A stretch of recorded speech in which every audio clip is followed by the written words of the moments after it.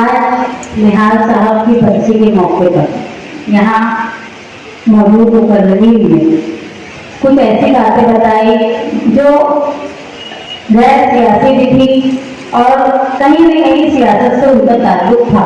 साथ ही निहाल अहमद साहब की शख्सियत न सिर्फ सियासी, समाजी, तालीमी बल्कि हर शोबे में उनकी खिदमत है। सहाफत के शोबे में जो मुख्तार अजीज साहब ने कहा जो उनका कारनामा था, मैं चंद बातें एक मेरे बाप की हैसियत से जो मैंने महसूस किया साथी निहाल अहमद साहब से, एक ऐसे बाप जिन्होंने कभी भी अपनी सियासी रुतबा या अपनी शख्सियत, अपनी मकबूलियत का दबदबा भले ही उन्होंने पूरे शहर में बताया लेकिन बेजा किसी पर जुल्म करने का काम नहीं किया। मैं हमेशा देखती थी कि साथी निहाल अहमद साहब घर में जब रहते थे तो अपनी बातों से, अपने जिंदगी के हालात गुजरे हैं उनसे वो वाकयात बताया करते थे ताकि हमको कुछ सीखने को मिले। एक वक्त ऐसा था कि हमारा एक साथी था, नया नया कारखाना उसने शुरू किया था और कारखाना संभालने के बाद ऐसा हुआ कि लोग एडवांस लेते थे मजदूर और चले जाते तो कुछ बड़ा नुकसान होने की वजह से उनको कारखाने से हटा दिया गया।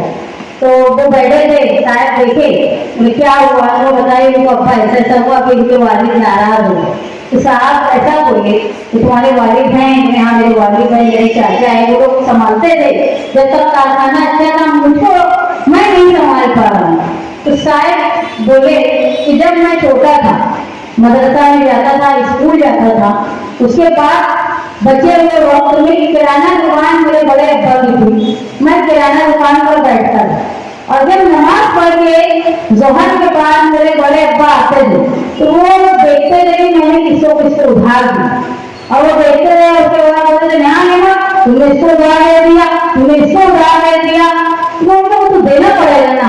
तो आपके पास आते तो आप भी यही करते थे।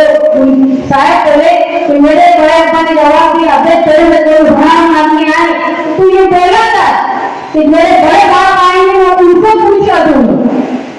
शायद बोले कि आपके पास आते तो आप दिए होते, बोले नहीं मेरा बड़ा बाप जिंदा नहीं है, तेरा बड़ा बाप जिंदा है, कम से कम मेरे नाम से टाल दिया। तो ये एक उनकी मामूली वाकई में उन्होंने बता दिया कि किस तरह अपने बड़ों से मशवरा लेकर कोई काम करो।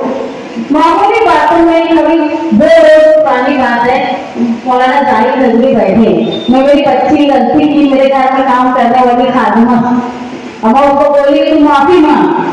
बच्ची मेरी माफी नहीं मांग रही थी। मैं मौलाना जाहिद नजरी साहब को बोली कि मैं एक ऐसे बाप की बेटी हूँ, अगर मेरे वालिद सख्ती से कुछ बोल देते थे हम लोगों को या उनको लगता था कि शायद मैं कुछ गलत बोल दिया तो मैं मौलाना को बोले मेरे हम लोगों से माफी मांगते थे कि मैं ऐसा बोल दिया, ये गलत था, मुझे माफ कर दो।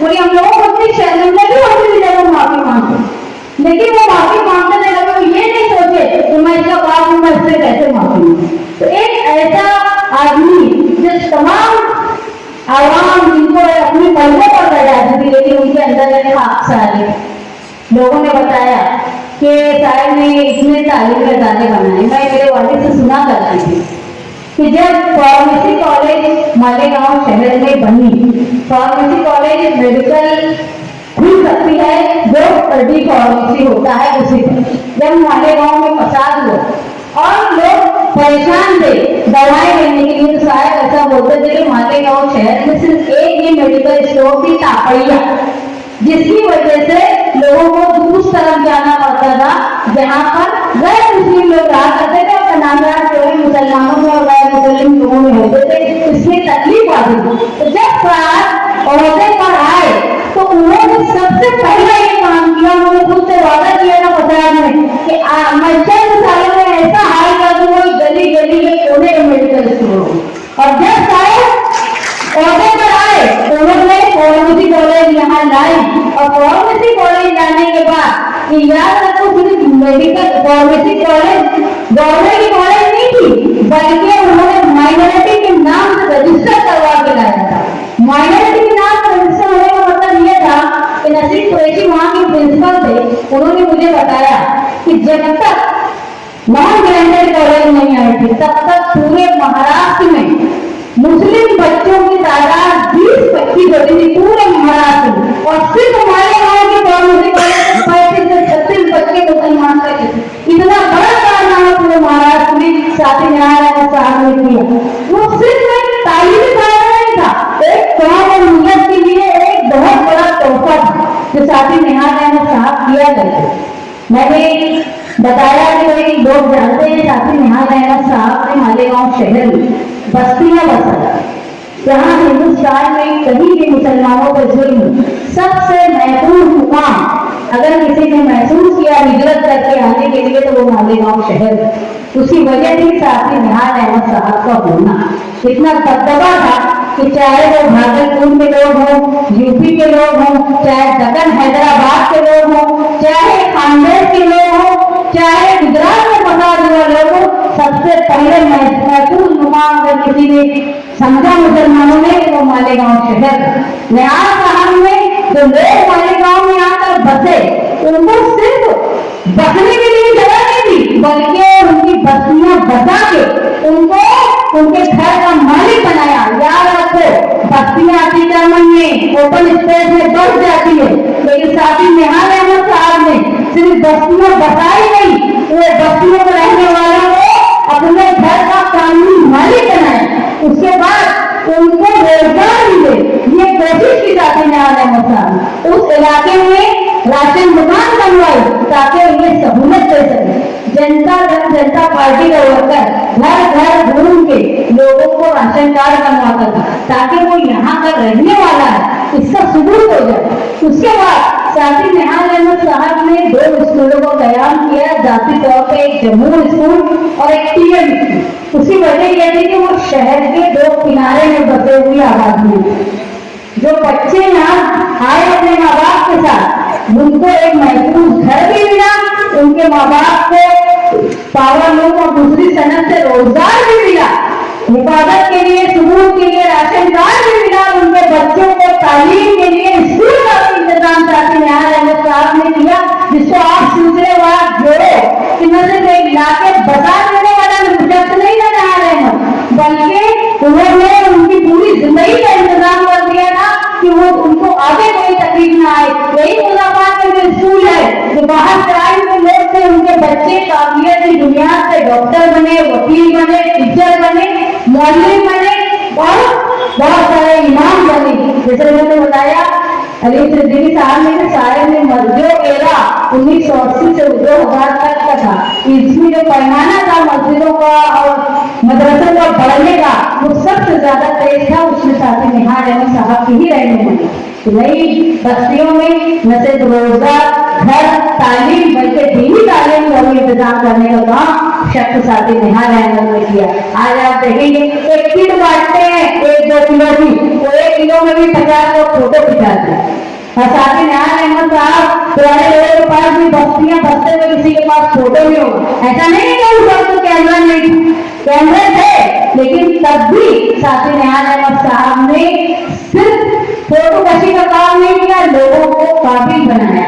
मैं एक बार तुलसिया नगर में गई तो वहां पे नजमीर जाफरी साहब बहुत बुजुर्ग से इंतजार कर रहे, वो उनको मालूम पड़ा कि मैं आई, उन्होंने बोला कि भाई बोलना चाहे कि लड़की को मेरे घर आ। मैं जब उनके घर गई बैठने लगे तो उनको देख के वो रोने लगे, बोलने लगे मुझे साहब की याद आ गई और शायद वो बीमार है, हमारी जिंदा से मरे, वो आ नहीं पाती है, लेकिन बोले तुमको याद है सब, बोले मैं आज भी साहब को मानता हूँ, भले ही मेरे घर के मैं उनमें चला हो, लेकिन जब मैं यहाँ आया था तो ये घर बना के देने वाला निहाल अहमद का एक घर नहीं, मेरे पास 3 घर है, ये 10 लाख के घर वगैरह ये मेरे जो आगे की आबादी है उनको एहसास नहीं है। एहसान कितने का 500 में लोग दिख जाते, जिंदगी भर निहाल अहमद का एहसान नहीं भूल सकते। ऐसा जो बाहर लोग तो मुझे एहसास होगा कि आज एक मामूली काम भी करते हैं लोग, कॉर्पोरेशन का हो चाहे असेंबली का हो, हमारे कोई नुमाइंदे के वालिद का नहीं होता, गवर्नमेंट का होता जो टैक्स आवाम देती, उसमें भी ऐसा फोटो खिंचाते, ऐसा बताते जैसे अपने घर से पैसा लाए। और जबकि बस्तियां बसाने और बनाने का काम उस वक्त में सोशलिस्ट वर्करों ने किया था, निहाल साहब के साथियों ने किया था, अपने जाति पैसे लगाकर। यहाँ पे आगे हुसैन पापा साहब बैठे हैं, उनके दादा भी उनमें शामिल थे। ऐसे लोग जो अपने जाति पैसे से काम किया करते थे, लेकिन कभी फोटो खिंचाने का काम नहीं करते। ऐसी तारीफ रही है मालेगांव शहर की। जैसा इन्होंने बताया अभी मुस्तकीम ने कि हम लोगों ने शिवाजी पुतले पर भगवा झंडे के खिलाफ तिरंगा झंडा लेकर गए और ये बताया कि भाई जब कौम की बात आएगी, मुल्क की बात आएगी, तो सबसे पहले हमारा संविधान रहेगा। ये बात तो हमने लोगों को बताया। कोई दूसरा सियासी लीडर नहीं आया। मैं तो ये बोलूंगी, तुम दस्तूर की बात करते, जो मजहबी लिबादा है घूमते जब अहमद रसूल का मामला आया तो वहां भी हाजिर नहीं रहते, वहां भी पुलिस का इतना डर रहता। तो भगवा झंडे के खिलाफ तिरंगा झंडा ले जाने की इनकी छाती है क्या? ये देखो जहाँ हाईवे में मुझे दिखाना है वहां भी काबिल नहीं बचे। कौन लीडर नहीं आया था? मैं इससे पहले भी बोली, मैयत में, रेती में, खड़ी में, ये गार्डन में, वो गार्डन में लोग फोटो खिंचाते, लेकिन जहाँ अहमद रसूल का मामला आया वहाँ कोई फोटो खिंचाने नहीं आया। मालूम था कितना कुछ होगा तो सरकार आएगा, हमको जेल में ले जाएंगे, हमारी ताकत नहीं ले जाने की। इसीलिए वहां रसूल के मामले में एहतजाज करने में डरते थे। ऐसे रहनुमा अब बचे हैं मालेगांव शहर। अरे ये तो जाने लो, आज बता रहे दूर अजमेरी की बात आते निहाल साहब की दूर अजमेरी मौलाना बोल रहे थे कि इन्होंने अपने जमीन में साहब ने कभी सौदा नहीं किया। आज तो सियासी लोग ऐसे है कि हमको पूरे मालूम के कौन से जगह में है, शहर पवार में कि अजीत पवार ने खुद का खुलासा नहीं करते, तो इनका क्या जमीन होगा ये देखिए आप। आज तक ये साबित नहीं हुआ ये कौन सी निशानी किसके पास है। वो क्या है नई निशानी आ गई उनके के पास, ना नए लग गई ना पुरानी लग गई, उनसे जायज नहीं उनका। तो उनकी बड़ी बड़ी बात करते, तुमको बताओ तुम कौन से ग्रुप में हो जो अपना फैसला नहीं कर सकते। ये मुस्तकिल में आवाम का क्या फैसला करेंगे, ये सोचने का वक्त आ गया है। बातें हो रही थी, अबू नैर साहब बहुत गुस्से में बोल रहे थे कि लोग बोलते हैं तुम्हारे लीडर साथी निहाल अहमद साहब ने क्या किया। यहाँ आप देखो, जहाँ अकलियत से जुल्म हुआ न सिर्फ मालेगांव बल्कि पूरे महाराष्ट्र में सिर्फ वाहिद साथी निहाल अहमद साहब जिन्होंने आवाज उठाई। जहाँ जुल्म हुआ, यहाँ हमें बात याद रखी, औरंगाबाद में एक बार कस्तरी में एक मुस्लिम नौजवान का इंतकाल हो गया था। साथी निहाल अहमद साहब मालेगांव से औरंगाबाद गए और औरंगाबाद जाने के बाद मेडिकल रिपोर्ट बन गई थी कि वो लड़के को हार्ट अटैक आया और वो लड़के का इंतकाल हुआ। आनंद आनंद के घर वालों को लाश भी नहीं दी गई। नौजवान 22-24 साल का लड़का था, उसको दफना दिया गया। साहब को जब मालूम पड़ा वो गए और उन्होंने वहां एहतजाज किया। एहतजाज करने के बाद फिर से क्लियर हुआ तो वो इंस्पेक्टर वहां जितने लोग काम कर रहे थे जिस वक्त वो कस्टडी में सबको सस्पेंड किया गया। ये काम साथी निहाल अहमद साहब का था। अगर एक मुजरिम बड़ेगा पुलिस वाला हो वो छूट जाता तो दूसरे लोगों को भी जुर्म करने के लिए वक्त वो सोचते नहीं, दूसरे भी बेकार हो जाते। ऐसी रहनुमाई साथी निहाल अहमद साहब की थी। उन्होंने हर शोबे में अपनी रहनुमाई की और तालीमी शोबा हो, चाहे मजहबी शोबा हो, समाजी शोबा हो, चाहे सियासी शोबा हो, चाहे वो मिलत का मामला हो, साथी निहाल अहमद साहब ने अपने हर शोबे में, जैसा इन्होंने बताया कि जेटी में उन्होंने मदद की, तहजीब स्कूल में मदद की। मैं जानती हूँ कि तमाम मुहाजिरीन के साथ साथी निहाल अहमद साहब के सलूक बहुत अच्छे थे। एक बार मुझे याद है, हम लोग बहुत छोटे थे, मुंबई में बैठे हुए थे, शायद पार्टी ऑफिस में एक मंत्रालय में खत्म हुई आए, शायद पार्टी ऑफिस में बैठे थे, कुछ नहीं कितना बजे बोले 2 बजे बोले चलो चलो कहीं चलना है। बोले कहाँ जाए, बोले चलो चलो। जब समझ में आया वो गए लंबी ऑर्डर में, बोले क्यों वे 26 है वहाँ खाने आता है, वो बम्बई आया है तो सोचा उससे मिल। तो ये रंगत सियासी दलों की आपस में, और कभी भी एक दूसरे को फायदा पहुंचाने के लिए ये भी सोचते थे कि मेरा दुश्मन है तो हम उसको नुकसान पहुंचाए।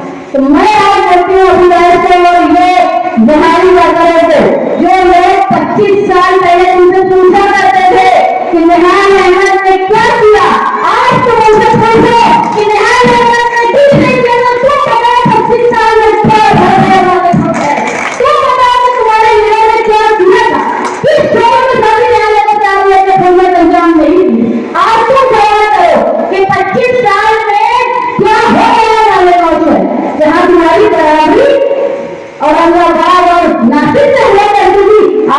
तुम्हारा ये हाल हो गया है कि नदी के इस पार और उस पार में खड़े रहने की हमारी ताकत नहीं।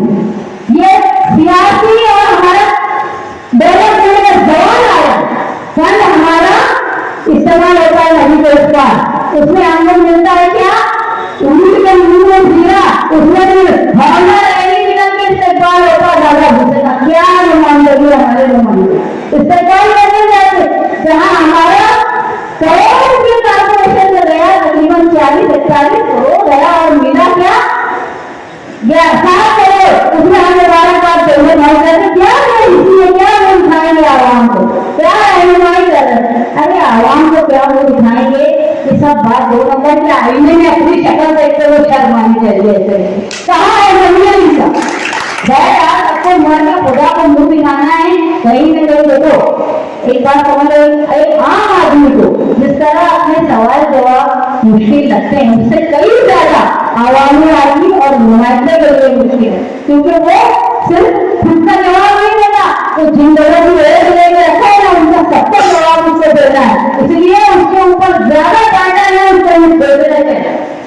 साधु महाराज रहना के ताल्लुक से उनके नजरिया मैंने ये बताया कि स्नेहाली सोच रखने वाले वर्कर आज कुछ भी वाक्य होता है, 12 नवंबर का वाक्य हुआ, लोग ये बोलते थे कि आज निहाल साहब होते तो ऐसा नहीं होता, लेकिन आज ये समझ लो कि आप निहाल साहब नहीं है, लेकिन निहाली सोच जिंदा। आज हमको निहाली सोच के साथ ये बोल देना छोड़ देना चाहिए कि आज निहाल साहब नहीं है तो क्या हुआ, अब हम सब निहाल साहब है, उनकी सोच है, हमको निहाल अलग के काम करना है, नए लोगों को जोड़ना है।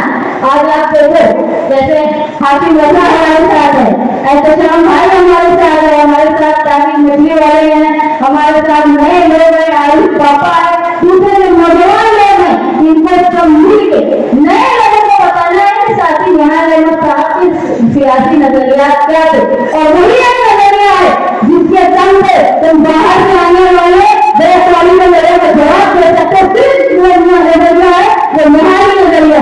इतना दबदबा अपना कायम कर दो कि बाहर में आने वाले जब बात करके तुम्हारी बस्तियों में तुम्हारे लोगों के खिलाफ बोलेंगे।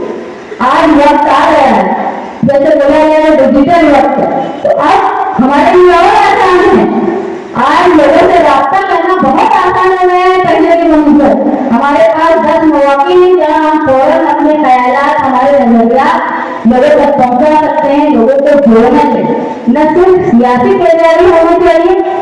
देखो सियासी बेदारी अगर खिदमत खल्क में बिगड़ है तो वो ऐसा दूर में बिना के हर सियासी काम ये होना चाहिए जिससे आवाम को फायदा हो, अगर फायदा सिर्फ मेरी जात के लिए हो तो वो बेकार, अगर मेरी जात के अलावा तुम सबके लिए है तो वो फायदेमंद है हमारे लिए, और वही नियत से काम करेंगे तो इंशाअल्लाह हमारी पार्टी वही दबदबा जो जिस दबदबे की तरफ जा रही है इंशाअल्लाह उसमें हम कामयाब होंगे। आप सब आज मैं देख रही हूँ तमाम मदरसों में मालेगांव शहर के बहुत प्रोग्राम है, इसके बावजूद लोग यहाँ पर आए और साथी यहाँ रहमत साहब की बातें भी दिलचस्पी से सुनी।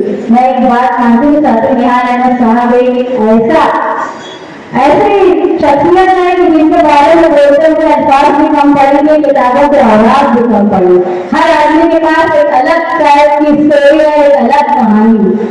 इसलिए साथी जहां अहमद साहब की जो एक सबसे बड़ी बात थी कि जुल्म और सितम को कभी बर्दाश्त न किया जाए, हमेशा सरपसंदों की आंख में आंख डाल के जवाब देना, ये उनका शेरा रहा है जिसको जनता दल के लोग अब समाजवादी भी शामिल हो रहे हैं। अब वो आसिम आदमी साहब हर तरह से कोशिश कर रहे हैं कि हमारे गाँव में जो सभी कुछ नहीं करते नुमाइंदगी है उसको कैसे भी वो अपने दम से हमारे गाँव की नुमाइंदगी अखबार में करें, और वो कर रहे हैं। मैं दुनिया में प्रोग्राम में गई थी समाजवादी पार्टी के जिस दिन राम मंदिर का उद्घाटन था, तो उस दिन एक बुजुर्ग शख्स थे, वो तकलीफ कर रहे थे, तो बोल रहे थे कि 25 साल से आसिम भाई के ख्वाब देख रहे थे कि साथी यहाँ अहमद साहब के साथ काम करने का मौका मिला, लेकिन अब 25 साल के बाद जो मौका मिला कि साथी यहाँ अहमद साहब का खानदान हमारे साथ जुड़ा है, शायद उसी के लिए वही तरह करते हुए अगर आसिम साहब हर बार ऐवान में जब खड़े रहते हैं तो कुछ न कुछ मसला हमारे गाँव का वो पहले से पूछ के अपने मालूमात लेकर तुम्हारे लिए होना चाहिए, तुम्हारे वो होना चाहिए, वो एहसास दूर बैठा एक नुमाइंदा जो अपनी नुमाइंदगी कर रहा है और एक दिन से हमारी ओर जबरदस्त खबर मिलने के बाद वो हमारी क्या नुमाइंदा। इसका एहसास हमको होना चाहिए। इलेक्शन में उनसे सवाल होना चाहिए कि जब हमारे यहाँ के बेगुनाह नौजवान 11-11 महीने जेल में थे तो तुम कहाँ थे? जब गए रमजान महीने में आई और कई मसाजिद में तरावी की नमाज नहीं हो पाई तो जब तुम कहाँ थे? जब हमारे गाँव शहर में बाहर का आदमी सस्ती शौहरत देने के लिए किला झोपड़ी के खिलाफ बोल रहा था, पावर सप्लाई कंपनी के बारे में हमारे गाँव शहर के लोगों को जिहादी बोल रहा था, तो जब तुम कहाँ थे? क्या थी तुम्हारी नुमाइंदगी? तुम उनके ऐवान में क्या सवाल मिला, क्या खिलाफ में बोला? ये सारी बातें उस वक्त इलेक्शन में उनसे की जाएगी। तैयार हो जाओ हमको निहाली दौड़ वापस लाने के लिए, नई ताकत, नई सोच, नए लोगों के साथ मिलकर हमको फिर माने गाँव का वो दबदबा कायम करना है जिस तरह पूरे हिंदुस्तान में ये कहा जाता था कि पूरे हिंदुस्तान में तहरीरी राह देने का काम जो है वो माने गाँव होता है। हमको हमारे दबदबे को वैसे ही पूरे हिंदुस्तान में कायम करना है। आप सब आए यहाँ, हमारी बात सुनी, मैं आपकी शुक्रिया।